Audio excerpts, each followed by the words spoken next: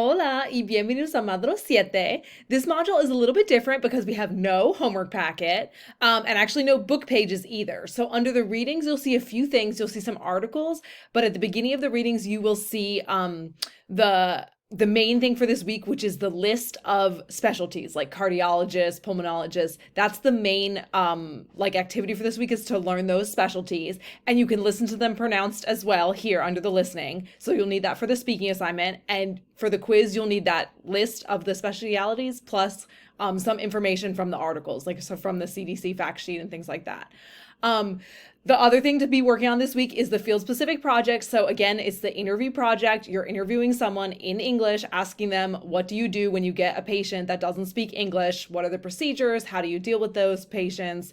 And then you're coming up with the list of vocabulary words in Spanish and English about something related to their field, like what useful words to use with patients in those situations. So again, there's no homework packet for this week, just the speaking assignment where you need that list of the specialities, and then the quiz, which will be about that, plus some of the information from the articles. And that's it. Get working on your field specific project and let me know if you have any questions. Nos vemos pronto.